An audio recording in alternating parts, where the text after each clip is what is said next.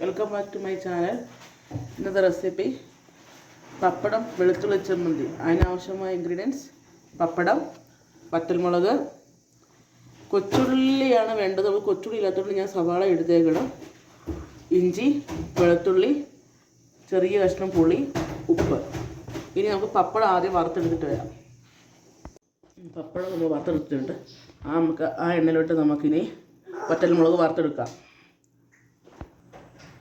വറ്റൽമുളക് നമ്മൾ വറുത്തെടുത്തിട്ടുണ്ട്. നമുക്ക് ആ എണ്ണയിലോട്ട് നമുക്ക് ഈ സവാളയും ഈ വെളുത്തുള്ളി ഇഞ്ചിയും നമുക്ക് വറുത്തെടുക്കാം.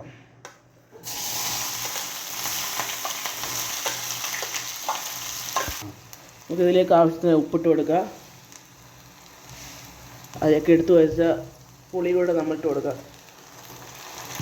ഇതെല്ലാം നല്ലതായിട്ടൊന്ന് വഴറ്റിയെടുക്കണം.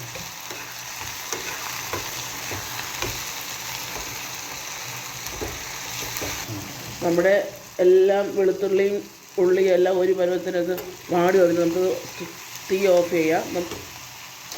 ഇത് നല്ല തണുത്തിട്ട് നമുക്ക് മിക്സിയിൽ നിന്ന് അരച്ചെടുത്തിട്ട് വരാം. നമ്മൾ അരച്ചെടുത്തിട്ടുണ്ട്. ഇതൊരു പാത്രത്തിലേക്ക് നമുക്ക് മാറ്റാം.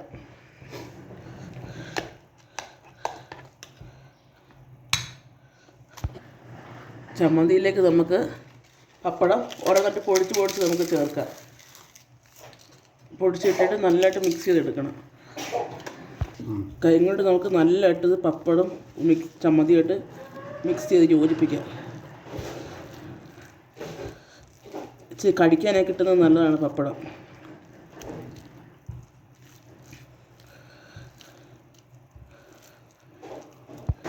നമ്മുടെ പപ്പട ചമ്മന്തി ഇവിടെ റെഡി ആയിട്ടുണ്ട്. ഇത് ചോറിൻ്റെ കൂടെ തന്നെ നല്ല ടേസ്റ്റാണ്. എൻ്റെ ചാനൽ ഇഷ്ടപ്പെട്ട ഷെയർ ചെയ്യുക, ലൈക്ക് ചെയ്യുക, സബ്സ്ക്രൈബ്. Thank you.